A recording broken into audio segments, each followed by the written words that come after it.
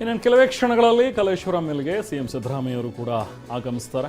Shamanur ಅಂತ್ಯಕ್ರಿಯೆಯಲ್ಲಿ ಭಾಗಿಯಾಗಲಿರುವಂಥ CM Siddaramaiah ಇನ್ನೇನು ಕೆಲವೇ ಕ್ಷಣಗಳಲ್ಲಿ ಬರ್ತಾರೆ. ಇನ್ಫ್ಯಾಕ್ಟ್ ಸೆಷನ್ನಲ್ಲೇ ಇವತ್ತು ಮಾತನಾಡುವಾಗ ಶ್ರದ್ಧಾಂಜಲಿಯನ್ನು ಸಲ್ಲಿಸಿದ್ರು.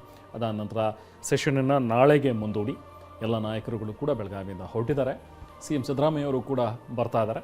ಇನ್ನೇನು ಕೆಲವೇ ಹೊತ್ತಿನಲ್ಲಿ ಅಂತ್ಯ ಸಂಸ್ಕಾರ ನೆರವೇರುವಂಥ ಜಾಗಕ್ಕೇ ಸಿಎಂ ಸಿದ್ದರಾಮಯ್ಯವರು ಬರ್ತಾರೆ. ಬಹುಶಃ ಇನ್ನೂ ತುಂಬ ಹೊತ್ತು ನಡೀಬಹುದು, ಯಾಕಂದರೆ ಇಲ್ಲಿ ವಿಧಿವಿಧಾನಗಳೇ ತುಂಬ ಹೊತ್ತು ನಡೆಯುತ್ತೆ ಇಲ್ಲಿ.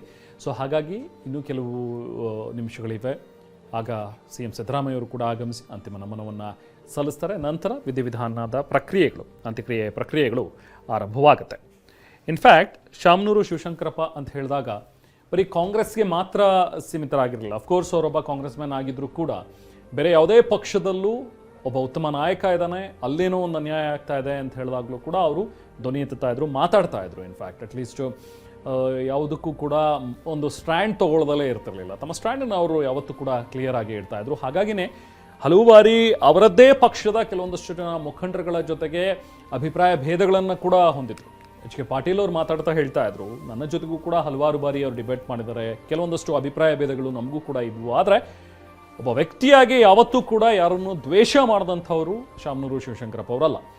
ಒಬ್ಬ ವ್ಯಕ್ತಿಯಲ್ಲಿ ಆತನ ಕೆಲವೊಂದಷ್ಟು ಸಿದ್ಧಾಂತಗಳು, ಆತನ ಕೆಲವೊಂದಷ್ಟು ಅಭಿಪ್ರಾಯಗಳು, ಅದನ್ನು ಮಾತ್ರ ಭೇದ ಇಟ್ಕೊಂಡು ಅದಕ್ಕೆ ಮಾತ್ರ ವಿರೋಧವನ್ನು ವ್ಯಕ್ತಪಡಿಸ್ತಾ ಇದ್ರು. ಬಿಟ್ಟರೆ ವ್ಯಕ್ತಿಯನ್ನು ಯಾವತ್ತೂ ಕೂಡ ವಿರೋಧ ಮಾಡಿದಂಥವ್ರಲ್ಲ ಶಾಮನೂರು ಶಿವಶಂಕರಪ್ಪ ಅವರು. ಸೊ ಹಾಗಾಗಿನೇ ಅವರನ್ನು ಅಜಾತ ಶತ್ರು ಅಂತ ಹೇಳಿ ಕರಿತಾ ಇದ್ರು.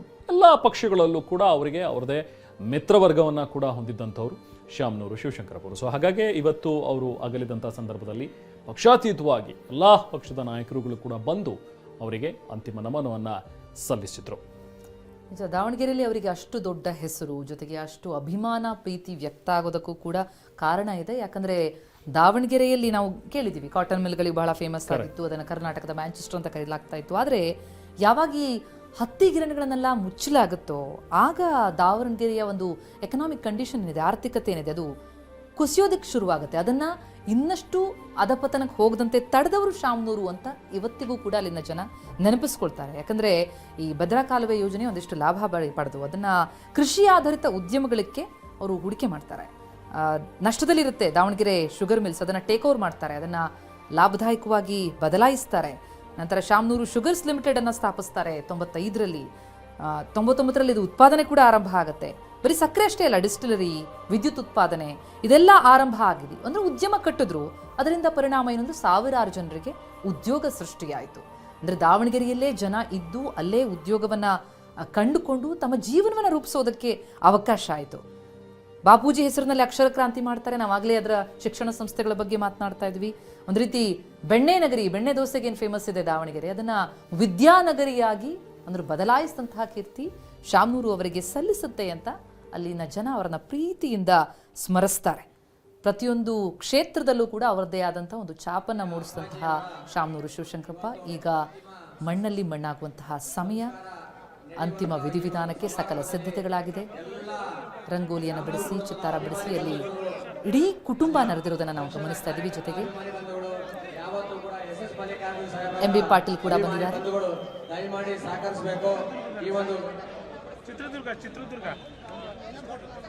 ಈ ಒಂದು ಸಮಾಧಿಯ ಎಡಭಾಗದಲ್ಲಿ ಗೌರವ ಸಮರ್ಪಣಾ ವಿಧಿವಿಧಾನಗಳು ನಡೀತವೆ. ದಯಮಾಡಿ ನಮ್ಮ ಎಲ್ಲ ಗೌರವಾನ್ವಿತ ಕುಟುಂಬದ ಹಿತೈಷಿಗಳು ಸಹಕರಿಸಬೇಕಾಗಿ ವಿನಂತಿ ಮಾಡ್ತೇವೆ. ಈಗ ಪೊಲೀಸ್ ಬ್ಯಾಂಡ್ನವರು ಎಡಗಡೆ ಭಾಗಕ್ಕೆ, ಗಾರ್ಡ್ ಆಫ್ ಆನರ್ ಮಾಡ್ತಕ್ಕಂಥ ಬಲಭಾಗಕ್ಕೆ,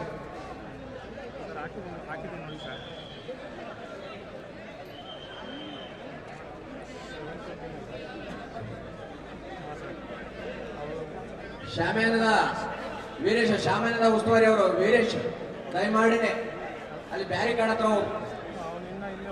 ವೀರೇಶ್.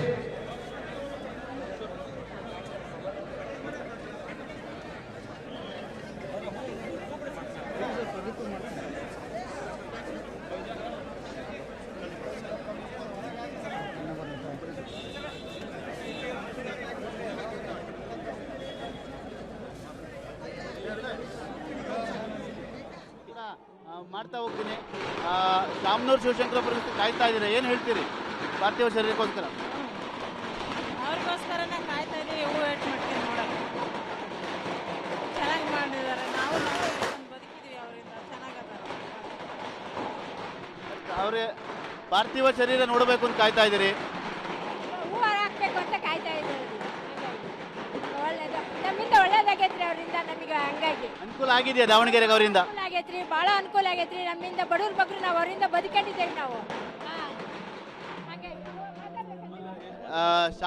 ಶಾಮನೂರು ಶಿವಶಂಕರಪ್ಪನವರು ದಾವಣಗೆರೆಗೆ ಒಂದು ಶಕ್ತಿ ಅಂತ ಇದ್ರು, ಅಂತ ಒಂದು ಶಕ್ತಿ ಇಲ್ಲ ಇವತ್ತು, ಏನು ಹೇಳ್ತೀರಿ? ತುಂಬಾ ಬೇಜಾರಾಗುತ್ತೆ, ನೋವಾಗುತ್ತೆ ಸರ್. ಅವರು ಇದ್ದಿದ್ರೆ ಇನ್ನೂ ತುಂಬಾ ಅನುಕೂಲ ಆಗ್ತಿತ್ತು ಮುಂದೆ, ಹಾಗಾಗಿ ಅವ್ರು ಇರ್ಬೇಕಾಗಿತ್ತು ಅಂತ. ಇನ್ನು ಈ ತರ ಆಗಿರೋದಕ್ಕೆ ಬಹಳ ಸ್ವಲ್ಪ ನೋವಾಗ್ತಾ ಇದೆ. ಎಷ್ಟೊತ್ತಿಂದ ವೆಯ್ಟ್ ಮಾಡ್ತಿದ್ರು ಅವ್ರು ಪಾರ್ಥಿವ ಶರೀರ ನೋಡಬೇಕು ಅಂತ?